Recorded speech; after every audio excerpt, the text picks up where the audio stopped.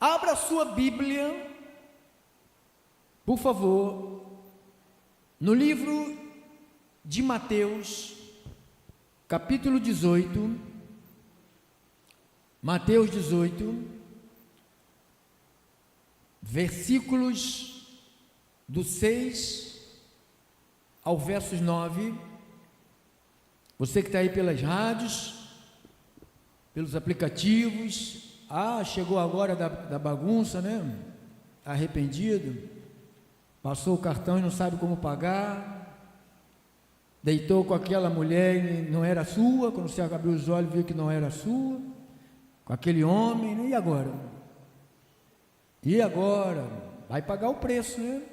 Tua esposa descobriu, o pau está quebrando aí na sua casa, você, filho que chegou agora, sua mãe está com um pedaço de porrete esperando, e você não sabe o que fazer. Tudo tem uma colheita. Você que está pela rádio, aplicativo, Facebook, nós estamos reunidos aqui na Roberto da Silveira, número 10, com Cravelo Lopes, número 4, no bairro de Olinda, município de Nilópolis. Nossos cultos são terças e quintas, 19h30, e aos domingos, 9 da manhã e 18h30, e todo primeiro sábado do mês temos o culto dos aniversariantes. Vamos aí à palavra do Senhor. Mateus 18, 6. Qualquer, porém, que fizer tropeçar um destes pequeninos que crê em mim, melhor lhe fora que se lhe pendurasse ao pescoço um grande pedra de moinho e fosse afogado na profundeza do mar. Ai do mundo, por causa dos escândalos, porque é inevitável que venham escândalos, mas ai do homem pelo qual vem o escândalo.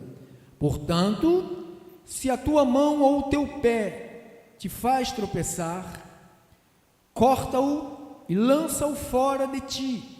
Melhor entrares na vida manco ou aleijado, do que tendo duas mãos ou dois pés e seres lançado no fogo eterno. Fogo eterno, lançado no fogo eterno. Se um dos teus olhos te faz tropeçar, arranca-o e o lança-o fora de ti.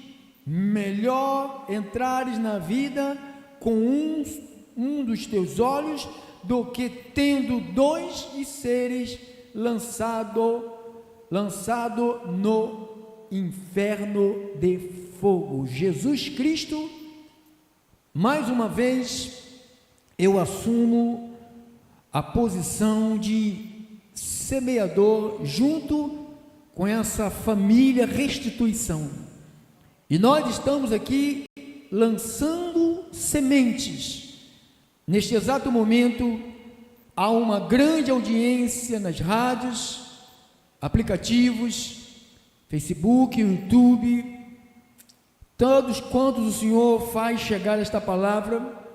Meu Deus, que esta semente, que eu sei que ela é boa, ela é uma semente sadia, ela é uma semente cheia de vigor.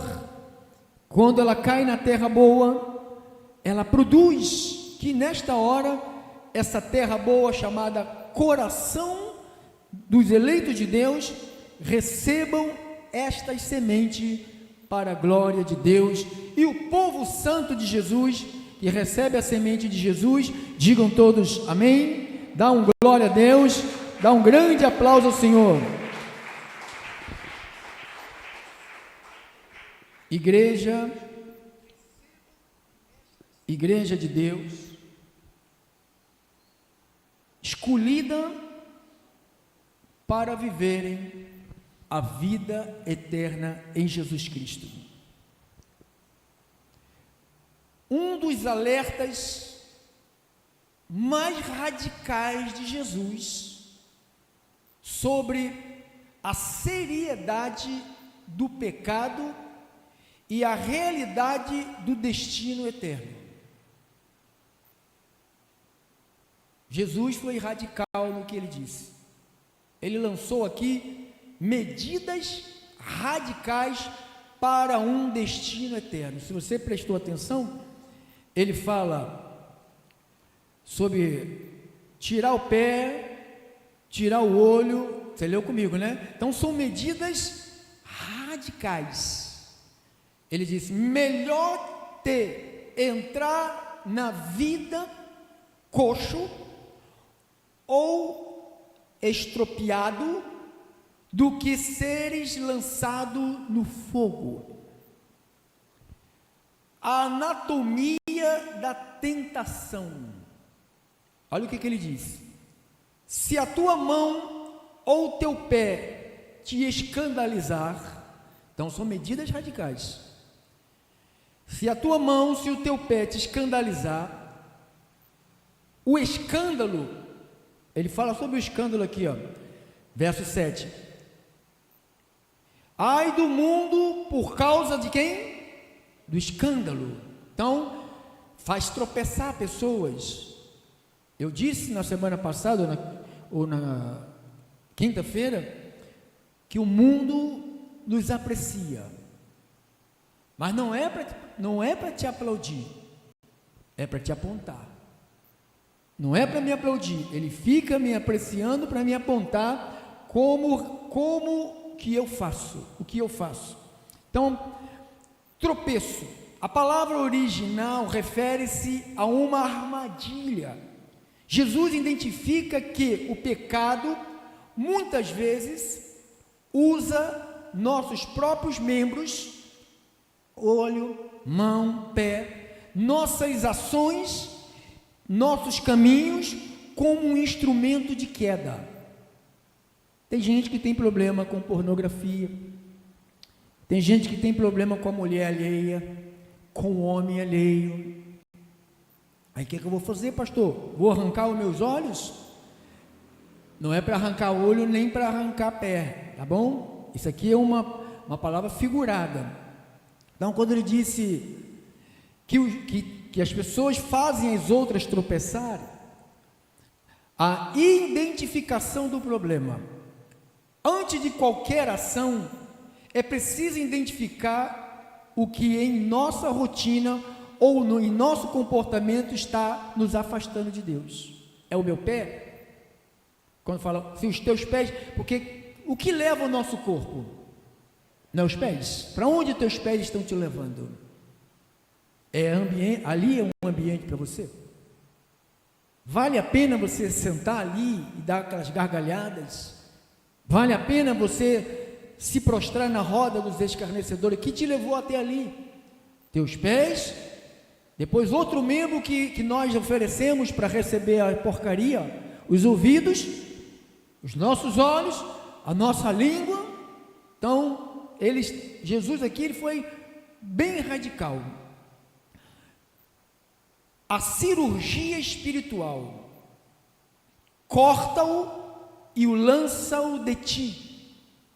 Não é a automutilação. Tem uma religião, acho que até falei, acho que foi quinta-feira, esqueci o nome dela, que, islamismo, acho que é islamismo, não sei, desculpa lá se não foi isso, que se a pessoa rouba, não vai preso. Estava falando na internet, alguém de lá, né? A gente corta a mão da pessoa. Aí, fala alto, irmão.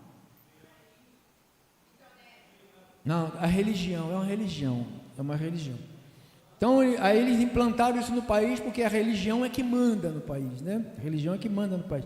Então, islamismo. É islamismo, é. Aí ele falou, a gente não constrói presídio, a gente não gasta dinheiro com presídios, a gente tem poucos policiais, não tem nada de, sabe, tudo normal, dificilmente a gente prende alguém, a gente arranca a mão, se errar de novo, arranca um pé, se errar de novo, tira outra mão, se errar de novo, tira outro pé e vai tirando, aí depois, cadê o cara? Tirou a cabeça, né? Então, ele mesmo, vão fazendo isso.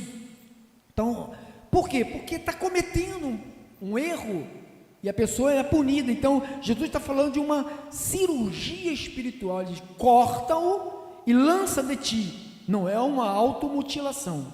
Jesus usa uma hiperbole, que quer dizer exagero retórico. Então ele usa essa figura de corta, arranca, como uma alegoria, né? Para mostrar a seriedade do que se tem que fazer, para ensinar que a luta contra o pecado exige decisões drásticas. Eu vi um filme que o rapaz era um soldado do corpo de bombeiro, que ele tinha problema com pornografia. Não sei se você viu esse filme. Ele é um soldado, a esposa dele pegava ele sempre vendo vídeos pornográficos. Ele foi radical, quebrou o computador. Alguém viu esse filme? A Prova de Fogo. Isso, irmão, A Prova de Fogo. Então, contra o pecado, exige de nós decisões drásticas. Então, o custo do discipulado. Cortar algo que amamos ou que nos parece útil. Cara, eu adorava carnaval. Quando tocava, tá chegando a hora, o dia já vem raiando, eu tenho que ir embora. Eu chorava. Quem sabe dessa musiquinha do carnaval? Eu sentava estou lhe falando a verdade, eu sentava na beira da calçada e começava a chorar. Então eu sei que esses imbecis passam, como eu falei para o garoto que estava sentado na porta, 2 garotos, eu abri o vidro do carro e falei, vocês vão prestar conta a Deus, vocês são jovens, 9 anos da minha vida eu fiz isso que vocês estão fazendo. Sabe o que eu ganhei? Nada, nunca tive nada, e vocês não têm nada. Eles ficaram com os olhos regalados, disseram uma palavra para mim. Então, é radical, cortar algo que amamos ou que nos parece útil, como uma mão, um pé, mas que nos leva ao erro. O doloroso é doloroso, porém é necessário para que a sobrevivência de uma boa alma. Não pode ter internet, desliga a internet. Você não consegue ficar sem ver vídeos pornográficos, Deus está te cobrando. Você está aqui dentro, está em casa, aproveita que Deus é que fala. O Deus desta igreja fala. E não endureça o seu coração, porque Ele está falando. Então, prioridade absoluta. Nada neste mundo, nada, amizades, hábitos, bens ou prazeres, vale o risco da perdição eterna. Falou, corta, ele manda, corta ou arranca. O que a gente está fazendo, irmão? O que a gente está fazendo com aquilo que nos rouba de Deus? A gente está cortando e arrancando, ou a gente está alimentando, dizendo amanhã, ano que vem, amanhã, ano que vem. É assim? Aqui Jesus foi radical. Ele não deu múltiplas escolhas. Ele falou, corta, aqui ó, versículo 8, portanto, se a tua mão ou teu pé faz tropeçar, faça o que com ele? Não é cortar o pé, irmão. Não quero ver ninguém sem pé aqui, por favor. Não é cortar o pé, é cortar o caminho que teus pés te levam, o lugar que teus pés estão te levando. Não é arrancar os teus olhos, é parar de ver aquilo que te leva para o pecado. Ah, pastor, isso está por fora, assim, você nunca vai encher essa igreja. E quem te falou que eu quero encher a igreja? Eu gosto de encher bola de aniversário, encher pneu de carro, encher igreja. Quem enche igreja, irmão, é o dono da igreja. E sabe de que ele enche? Ele enche a igreja dele de sabedoria e de conhecimento. É o que a igreja, a restituição tem, sabedoria e conhecimento. Então, a prioridade absoluta, nada neste mundo, amizade, hábito, bens, prazeres, vale o risco da perdição. A matemática da eternidade, olha o que ele diz, melhor te é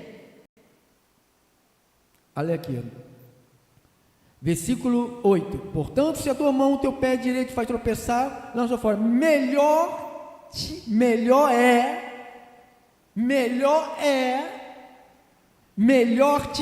é uma perda temporária versus uma perda eterna. Qual que é melhor? Porque quando a gente abre mão dos prazeres, nós estamos abrindo mão de uma perda temporária, algo que só satisfaz a carne, Então Jesus propõe uma escolha lógica: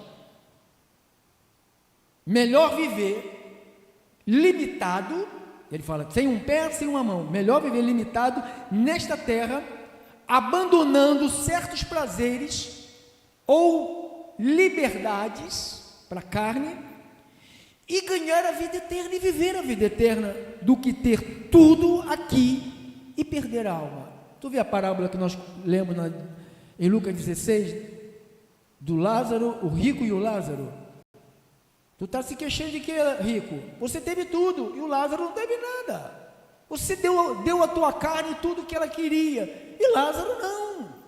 Então agora tu vais ficar aí no fogo eterno e Lázaro vai ficar aqui comigo na eternidade. Então, o que é melhor? Uma perda temporária ou uma perda eterna? A realidade do fogo eterno. O texto reforça que o inferno não é um estado passageiro, mas um destino de privação e julgamento contínuo. É um sofrimento. Diz que é um fogo que nunca apaga. Jesus olhou o vale lá do Geena. Era um local que, antes do tempo de Jesus, eles sacrificavam crianças para o deus Moloque, nesse vale de Geena, que Jesus olhou para aquele vale. Aí quando, nos tempos de Jesus, era um lugar onde, era um lixão, onde se tacava fogo, ficava queimando dia e noite, todos os lixos, todos os detritos eram jogados ali, era alimentado pelos lixos, pegava fogo. Então Jesus olha para aquilo ali e faz a analogia como é o inferno, aonde o bicho, o verme não morre e onde o fogo não apaga. Então as pessoas estão brincando, achando que isto é uma historinha que se contam para colocar medo no coração de alguém. As pessoas debocharam de Noé. Noé só falava, é como a gente faz aqui, a gente só fala, mostra, quem faz a obra é Deus, que é dono da igreja. Quem vai alcançar as ovelhas não sou eu, nem é você, é Deus que alcança as ovelhas usando a mim e usando você. Amém? Então, Jesus propõe essa escolha lógica: é melhor viver limitado nesta terra, abandonando certos prazeres ou liberdades e ganhar a vida, do que ter tudo aqui e perder a alma. A realidade do fogo eterno. O texto reforça que o inferno não é um estado passageiro, mas é um destino de privação e julgamento contínuo. A aplicação prática o autoexame, cada um. O que tem sido a tua mão para você? O que tem sido o teu pé para você? O que tem sido os teus olhos para você? O que tem sido os meus olhos para mim? Ação imediata. A ordem de Jesus é cortar e arrancar. Corta e lança. Não é se negociar com o que nos leva ao fogo eterno. Não se negocie com aquilo que vai te levar para o fogo eterno. Não negocie, porque não vai valer a pena. Em Mateus 8:12, vamos para outra parte da mensagem. 8:12,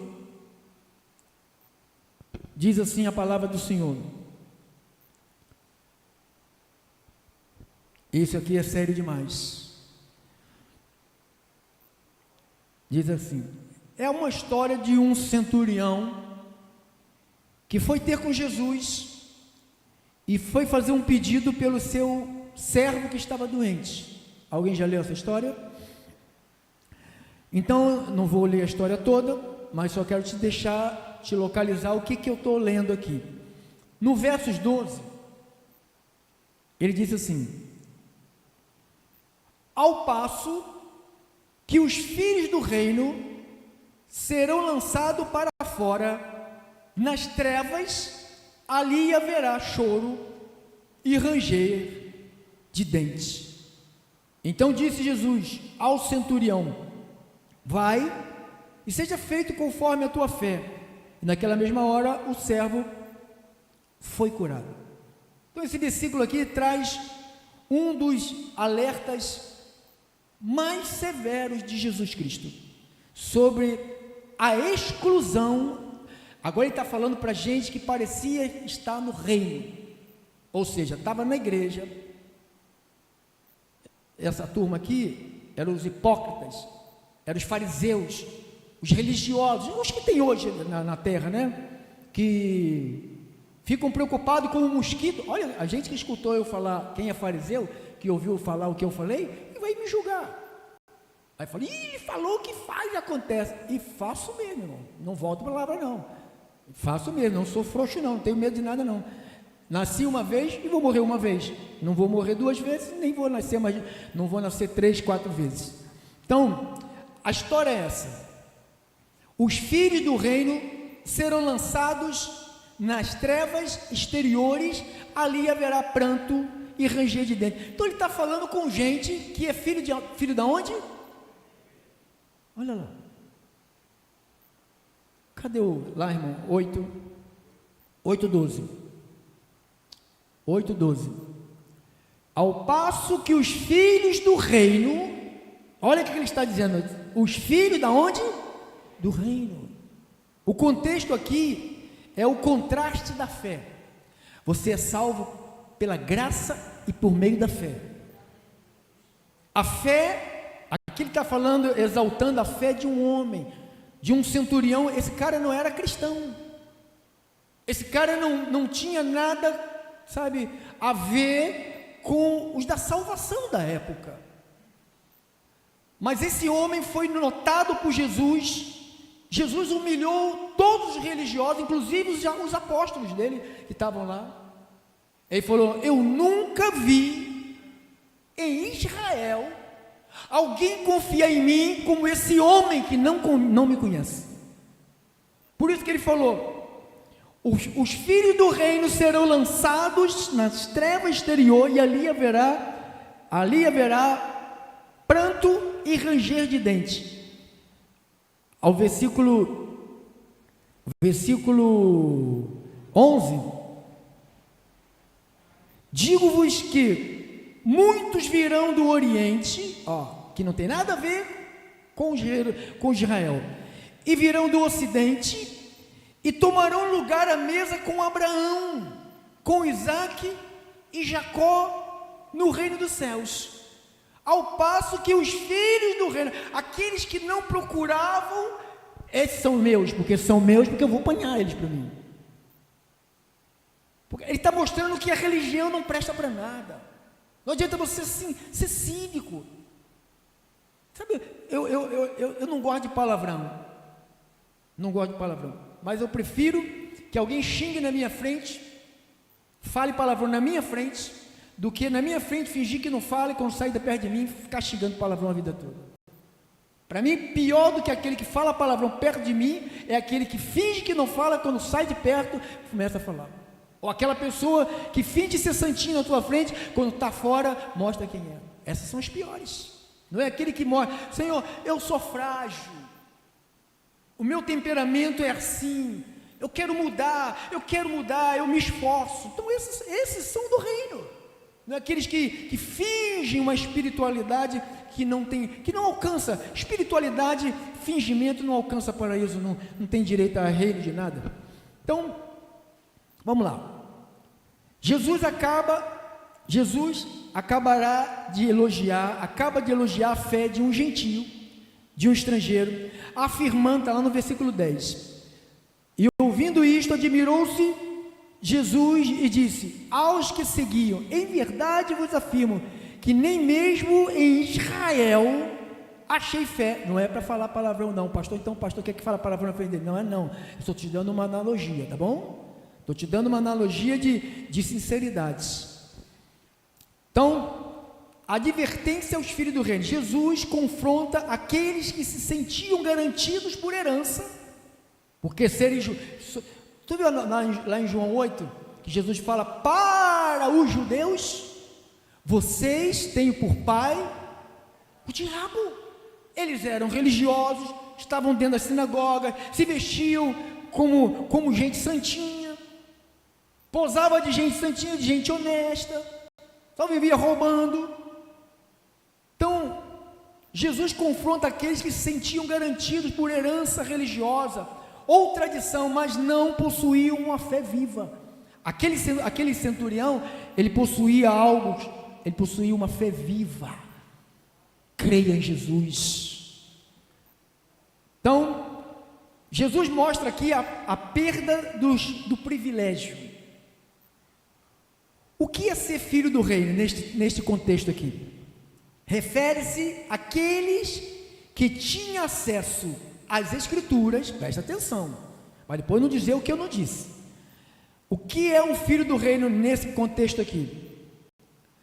Refere-se àqueles que tinham acesso às escrituras e às promessas, mas eles rejeitaram quem? O Messias.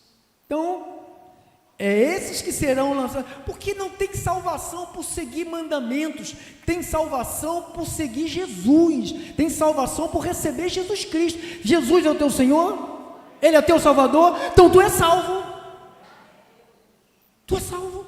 Não, eu não tenho Jesus não, porque eles não tinham Jesus, mas eles diziam que guardavam o quê? E mentira, não guardava nada, são uns fracassados. Tragédia na exclusão. Está perto da porta, olha só, eles estavam perto da porta, mas se deixando do lado de fora. Ter o conhecimento, mas não ter relacionamento. Tem gente que conhece a Bíblia toda, mas não tem relacionamento com Deus.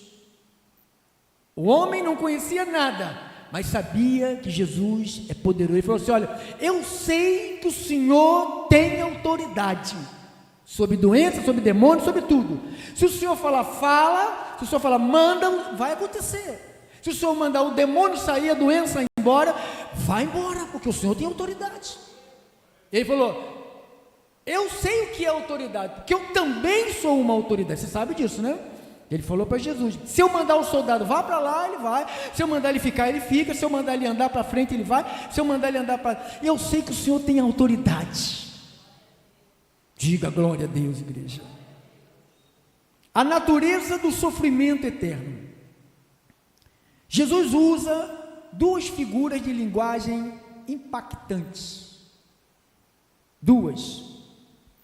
Ele fala as trevas exteriores, ou seja, a privação total da luz de Deus. O inferno é descrito não apenas como fogo, mas como a ausência absoluta da presença divina, do convívio com os santos. Irmãos, que bom que a gente tem a presença divina, irmão. Você tem a presença divina, irmão? Ele diz: pranto e ranger de dentes, é o que espera. Pranto, representa tristeza profunda, angústia, remorso de quem percebe o que perdeu.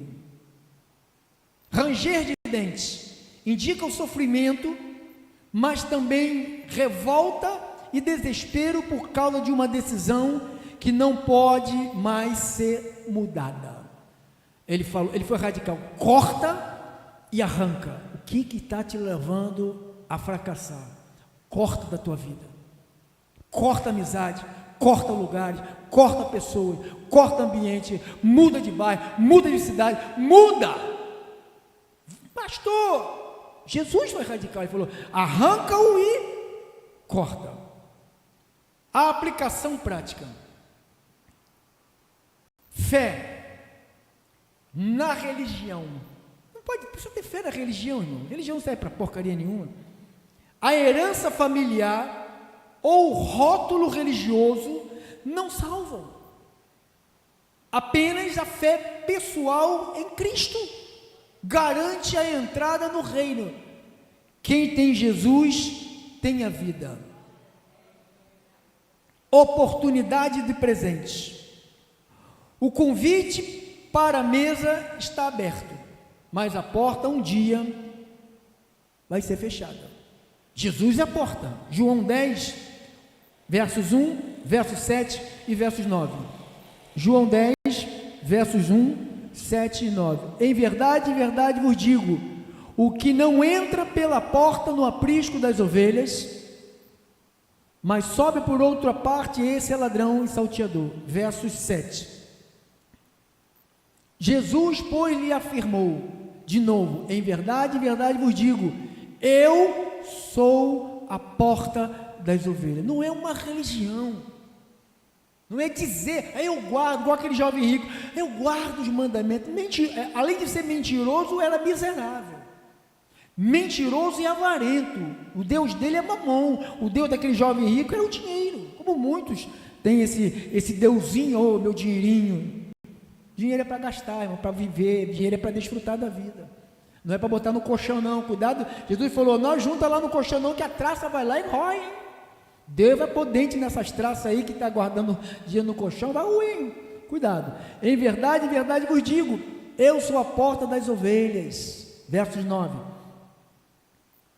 Eu sou a porta, e se alguém entrar por mim, será salvo, e entrará e sairá e achará pastagem. Então Jesus, diga assim, Jesus é a porta. Você está nela? Então você não está numa religião. Aqui, esse contexto aqui era uma religião. Agora nós vamos para a última parte da mensagem. Paulo, o apóstolo de Jesus Cristo,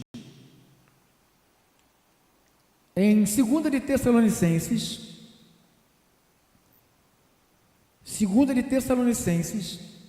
capítulo de número 1, o versos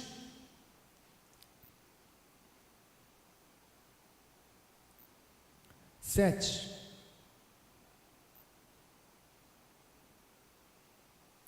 Diz assim: e a vós outros, que sois o quê? Vamos ler, irmão, olha lá. E a vós outros, que sois... Então, ontem eu vivi uma noite de tribulação, uma noite horrível,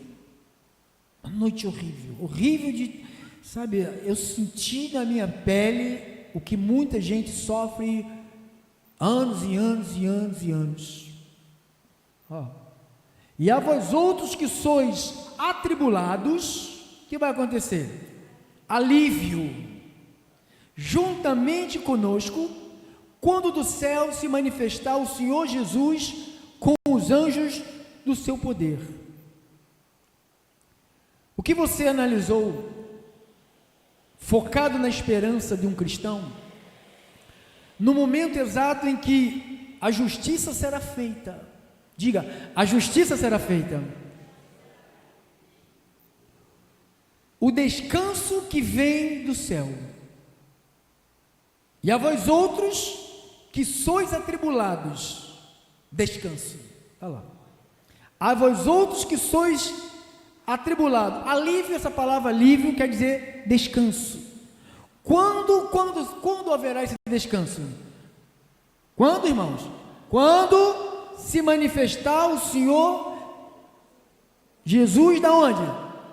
E agora? Agora a gente não tem descanso.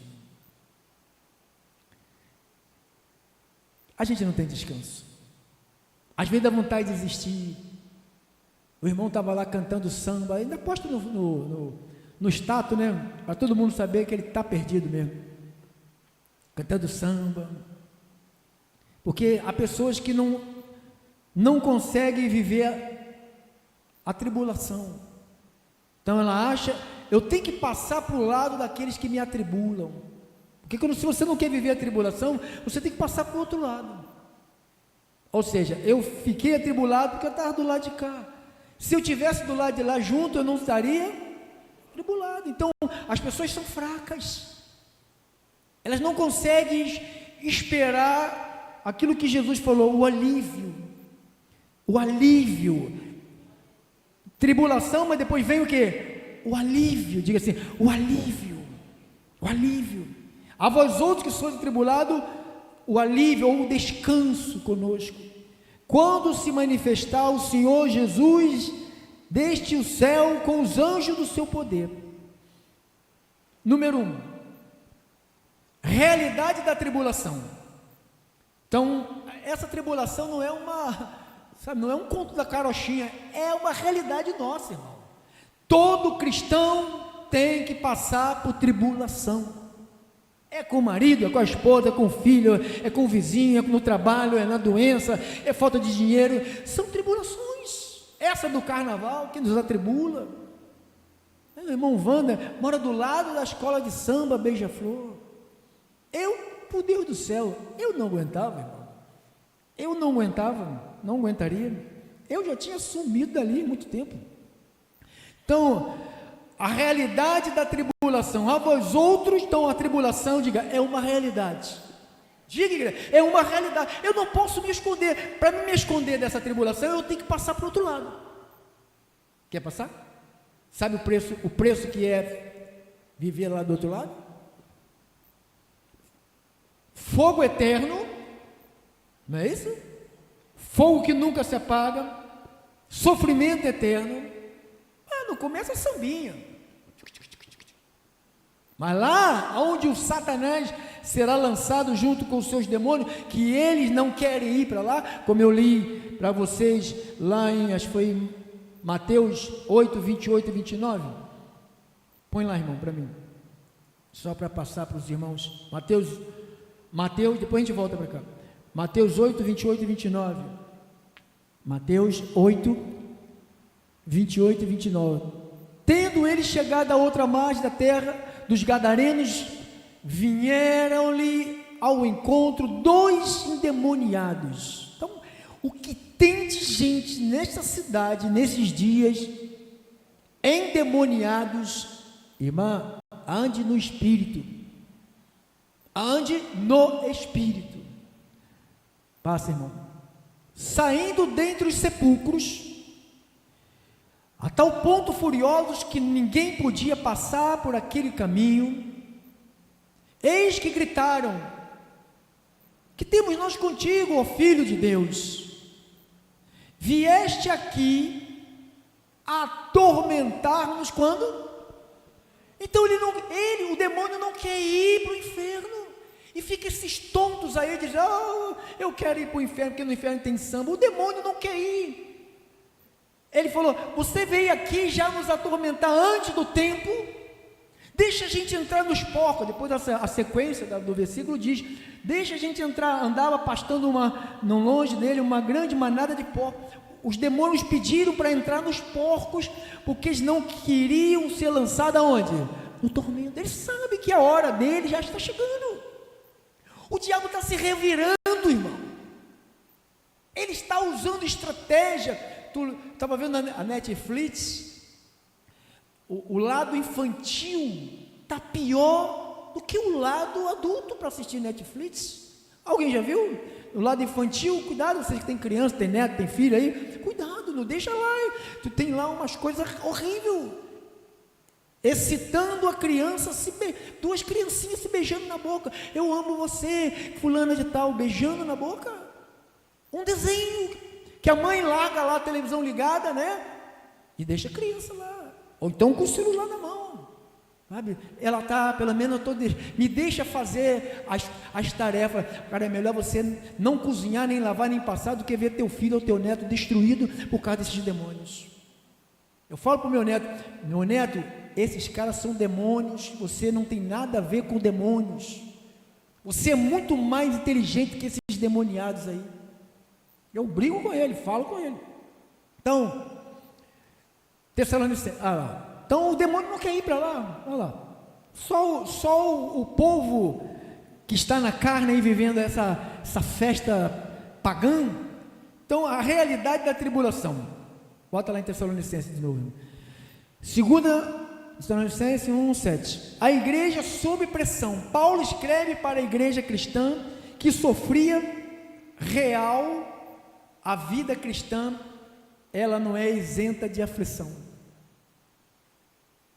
Ele falou: e a vós outros que sois atribulados, ele diz, alívio, mas não é agora, vai chegar.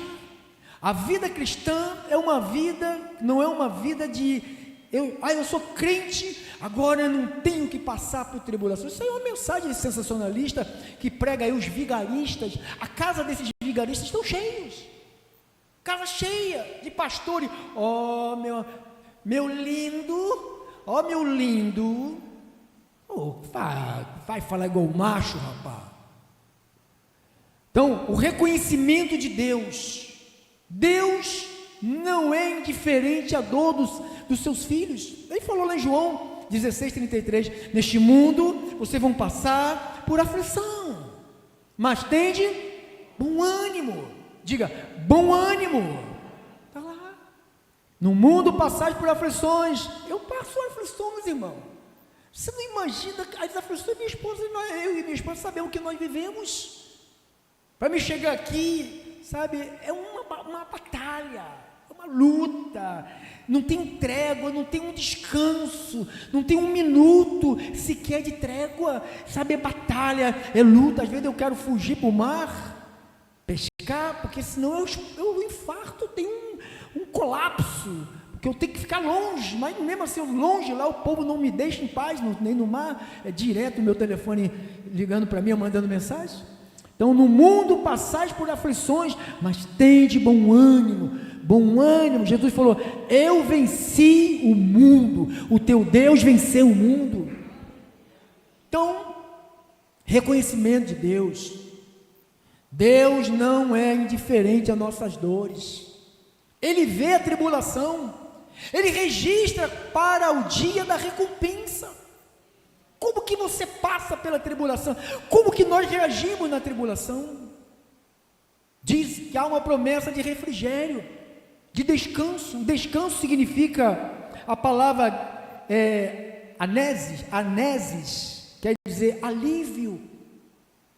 Ou seja, Ele vai afrouxar a corda que está apertando. Sabe, às vezes a gente sente como uma corda apertando a gente não sabe o que fazer, mas Deus sabe o que fazer. Deus não perdeu o controle da tua vida, nem da minha vida, irmão. Então, esse descanso é a sensação de toda fadiga e pressão deste mundo, sabe? Ele falou, eu vou dar descanso para vocês dessa fadiga. Eles estão sambando e vocês estão tristes. Eles vão ficar tristes e vocês vão ficar felizes. É isso que está escrito, irmãos. Não saia dessa pegada, não saia dessa palavra. Então, a comunhão na glória, Paulo diz conosco, indicando que os apóstolos, os mártires e todos os cristãos compartilharam do mesmo estado, todos os cristãos compartilharão do mesmo estado de paz eterna. Não haverá hierarquia no descanso de Deus, todos entrarão no descanso de Deus. O evento da manifestação diz, quando se manifestar, está aqui, verso 7, quando se manifestar, 2 Tessalonicenses, na segunda parte do versículo, quando do céu se manifestar o Senhor, diga, Ele vai se manifestar.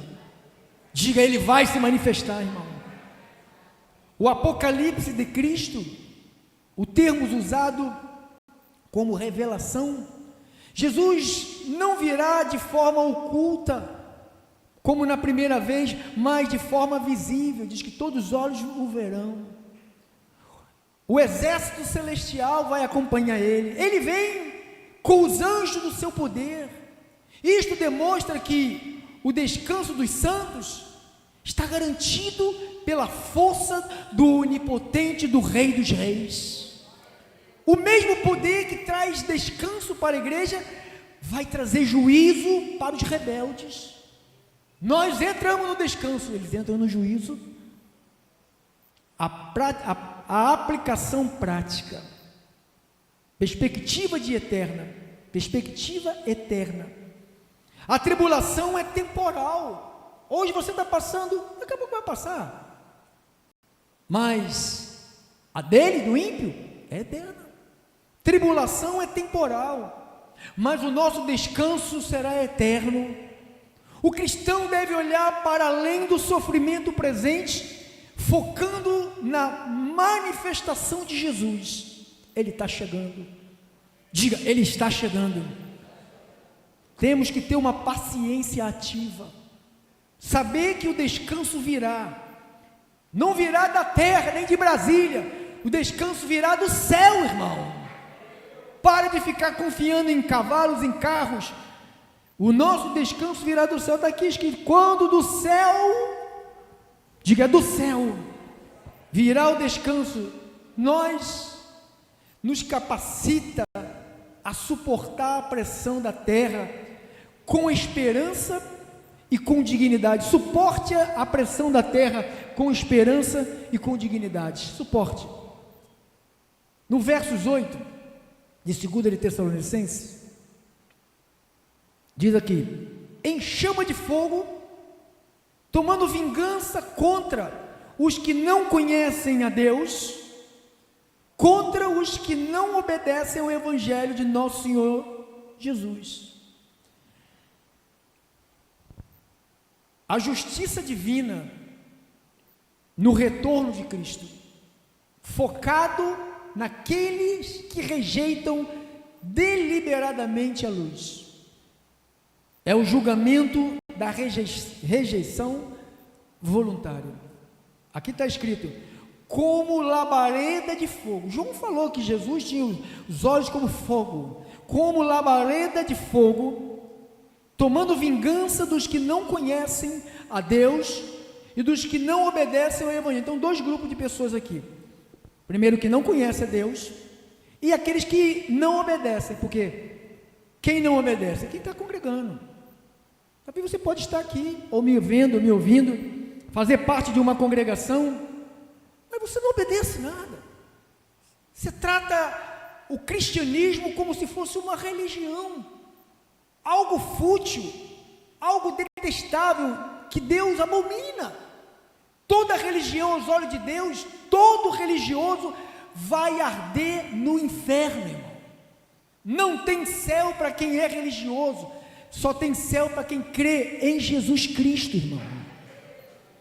Então, essas pessoas estão dentro das congregações, elas não obedecem, elas falam amém, elas dizem aleluia, elas sacodem a cabeça, mas elas vão para o outro lado. A manifestação da glória e do juízo, diz como labareda de fogo, o fogo como purificação, que consumo. Na Bíblia, o fogo simboliza a santidade de Deus, que consome o que é impuro. Você sabe que o ouro ele é purificado aonde? No fogo. Quanto mais fogo ele leva, mais puro ele fica. Quanto mais tribulação a gente passa, mais puro a gente fica, irmão. Jesus não será apenas em graça, mas será majestade judicial. Diz que haverá um dia da vingança divina. Não é um sentido de ódio humano. Vingança aqui não é Deus está com ódio, não, mas de retribuição justa. Você lembra aqueles caras que estavam presos na cruz? O que reconheceu o que fez e falou: nós estamos presos porque nós vamos morrer, porque nós merecemos, mas ele não. Então as pessoas vão para lá, mas elas vão para lá sabendo que elas merecem ir para lá. Elas vão para lá porque elas fizeram tudo para irem para lá. Na primeira tribulação que elas viveram, elas fugiram.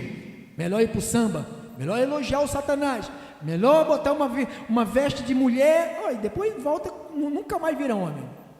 Nunca mais. A maioria desses que vestem essa roupa. Por isso você está vendo aí, estava vendo umas mulheradas falando: quem casou, casou. Quem não casou, não casa mais. Acabou os homens. Está lá em Isaías. Vai chegar tempo que tantas mulheres vão querer ter o sobrenome de um homem, porque não haverá mais homem. Tem um país aí que o irmão falou que existe lá, o meu pedido. Letônia. Alguém já ouviu falar? Lá, diz lá que não tem homem. Quem quiser ir para lá, as mulheres sustentam. As mulheres pagam tudo, te bota rico lá. Aceita velho, careca, cabeludo, sem dente. Lá não tem homem. E o Brasil está ficando isso aí, irmão. É uma... Deixa aqui para não sair. De Deus... Então, a vingança divina não é um sentimento de ódio humano, mas é uma retribuição justa, é uma retribuição justa de Deus contra o mal. É a opressão sofrida pelos santos. Você sofre ou não sofre, irmão? Tu vê as coisas erradas e ninguém faz nada, você pede socorro. Você vai fazer um exame, marca daqui a 8 meses, tu morre. Tu vai acompanhar, vai para o médico, só em 2074, tá bom? Mas eu já estou com 90 anos, 74, tu está com 142 anos. Não tem. Tu liga para a polícia, não vem. Tu chama a prefeitura, estão construindo aqui algo que vai prejudicar todo mundo, não vem. O rio está caindo aqui atrás, ninguém vem. Lixo para tudo quanto é lado, ladrão para tudo quanto é lado, corrupção para tudo quanto é lado, ninguém acode. É uma angústia, isto tudo vai ter uma retribuição justa, essa gente vai padecer, irmão. Fique do lado de cá, fique à direita, não se posicione à esquerda, é a esquerda mesmo, não se posicione, é a favor do aborto, da ideologia de gênero, sabe, da mutação, sabe, da transmutação, depois se arrepende.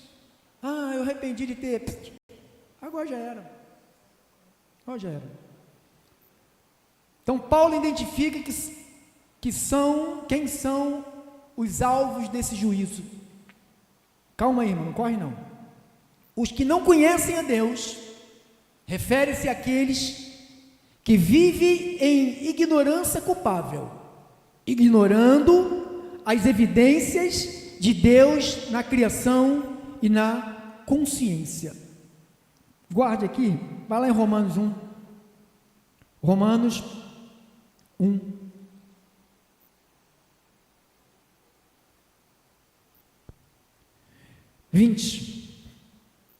Não, aqui, tu vendo o 18? Pode 18, irmão.